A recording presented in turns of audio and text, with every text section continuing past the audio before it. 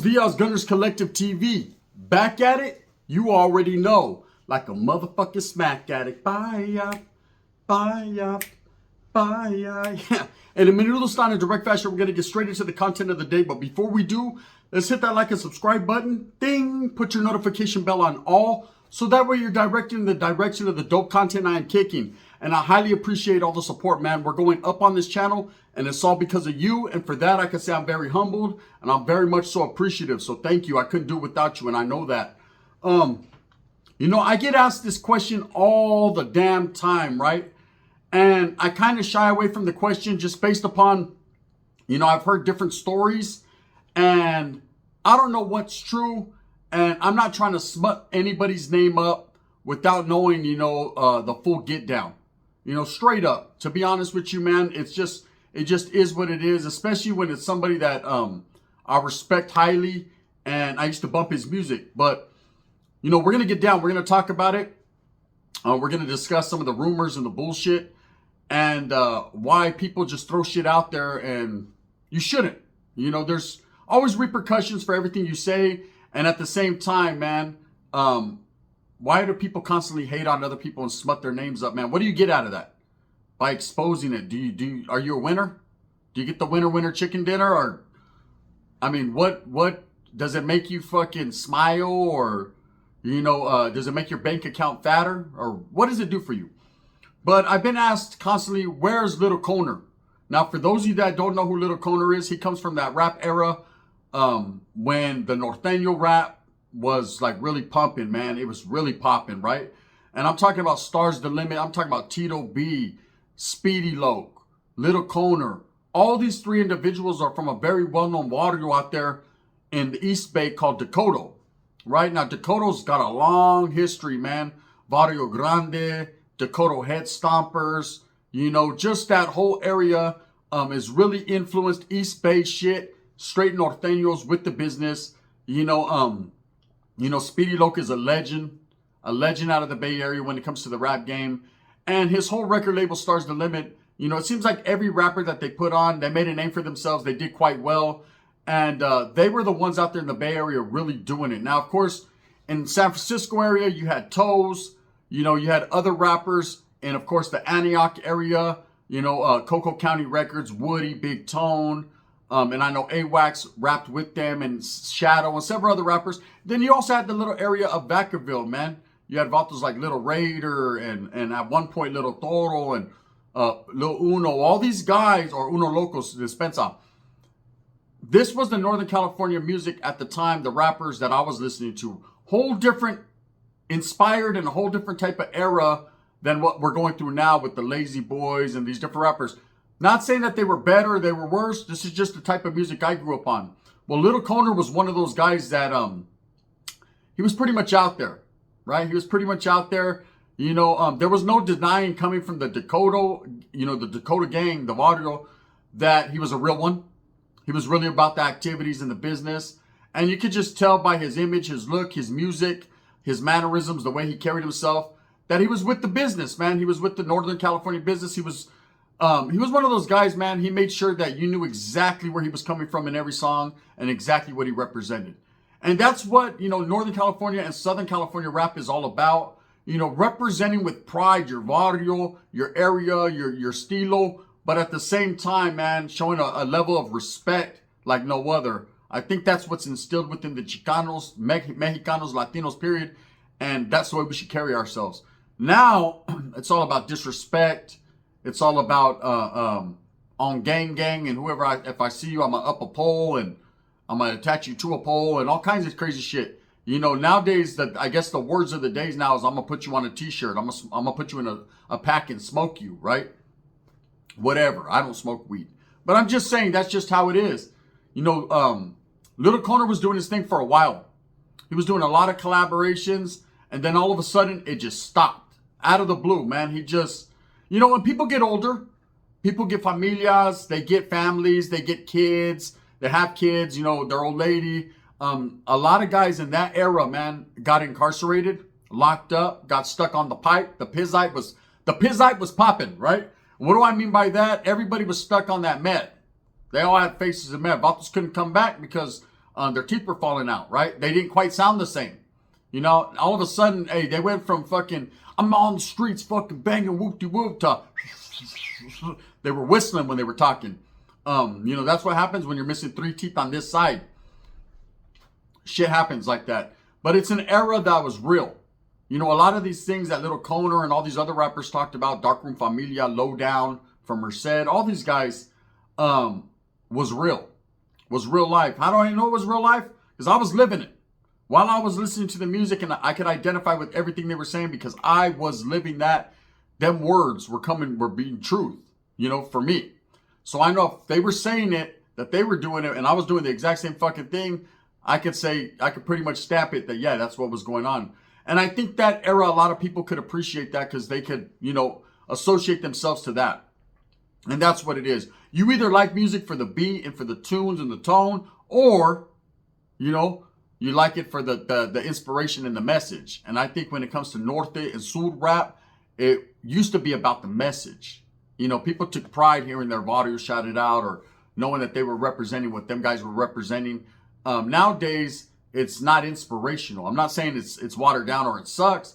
It's just not as inspirational as back then. But again, man, I'm not inspired by what I don't understand. You know, I'm intrigued, but I'm not inspired. So anyways, you know, Little Coner kind of like just disappeared. Well, I actually have a good friend from, like a couple homeboys from Decoto. Did a lot of time with Vatos from Decoto in the Youth Authority, right? And in prison. And like I said, a very well-respected audio, old school, very old school, right? I remember thinking to myself, man, Decoto is the only barrio that, to me, other than the city of Watson, they seem Salas influenced. They got that Salinas chip on their shoulder. You know, it's all about the Norte and nothing more. And albeit they did have that Bay Area swag, some of them, a lot of them kept it old school. Little Coner was one that kept it old school. The brim hats, the Ben Davises, the Cortezes, the Charlie Browns.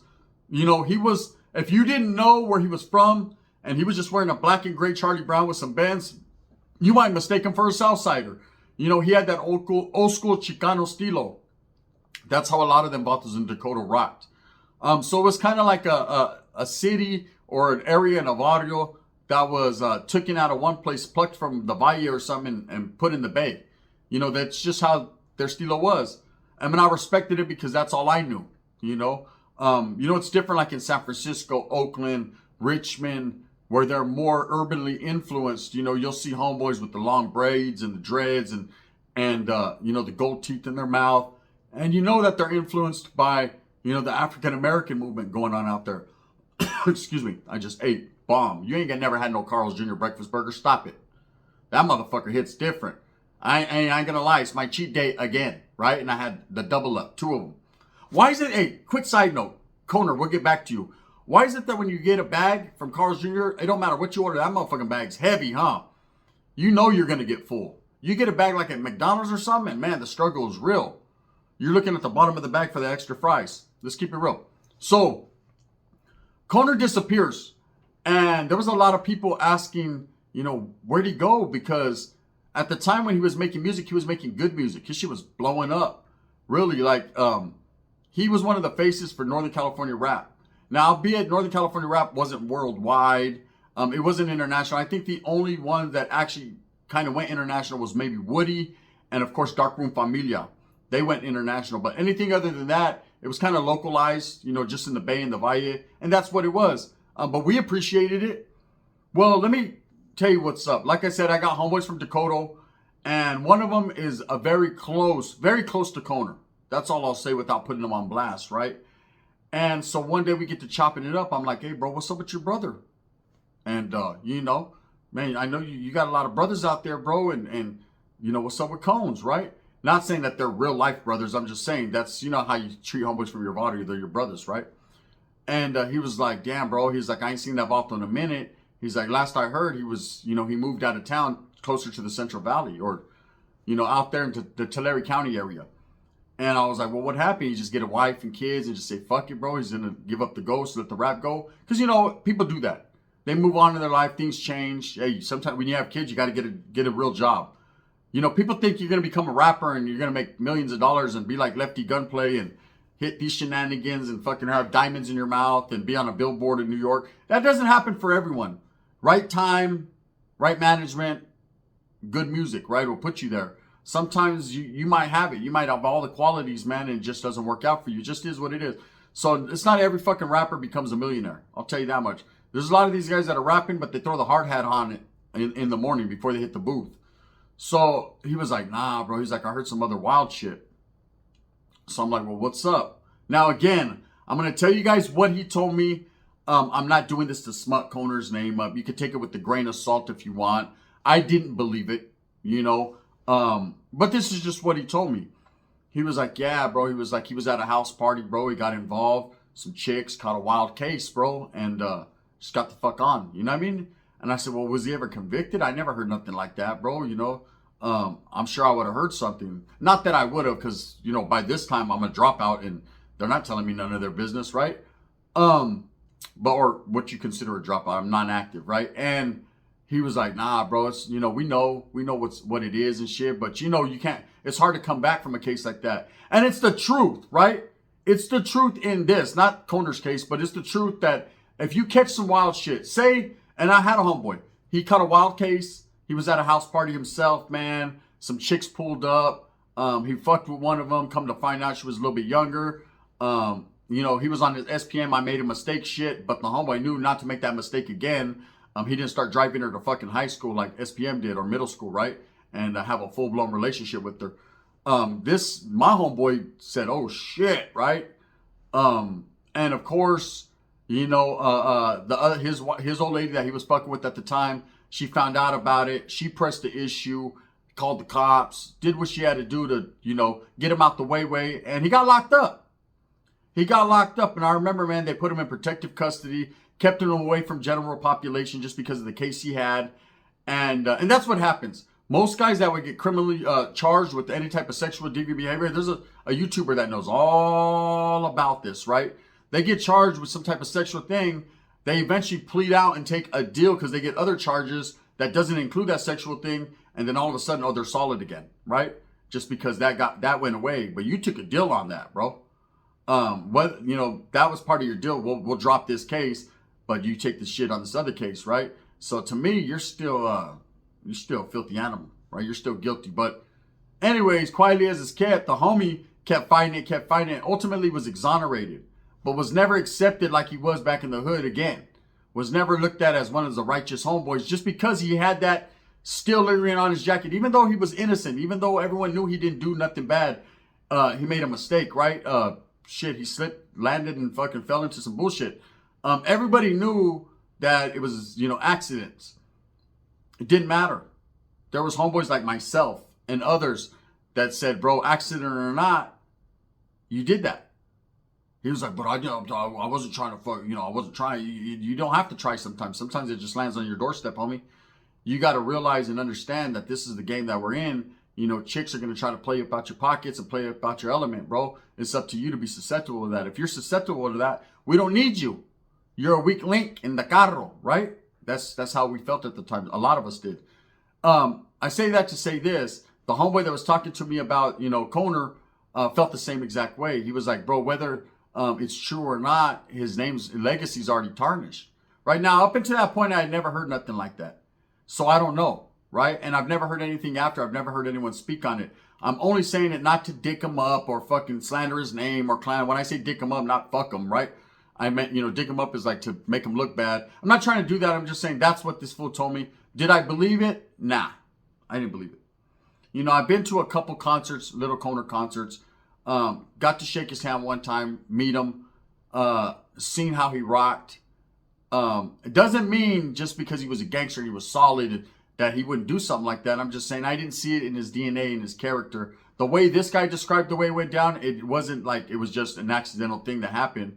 It was more aggressive, right? And I just didn't see that in him. This vato was pulling every chick at the fucking concerts, right? All the chicks were on him.